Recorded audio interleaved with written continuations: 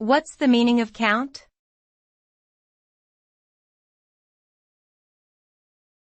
Count.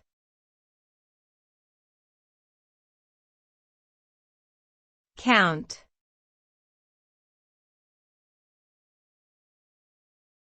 Count.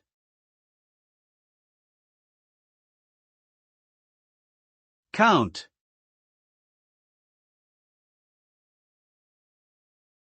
The word count can have multiple meanings, but generally it refers to the act of determining the number of items in a set or group.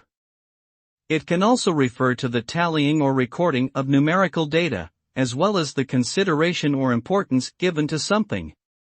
In short, count involves quantifying or assessing the value or quantity of things.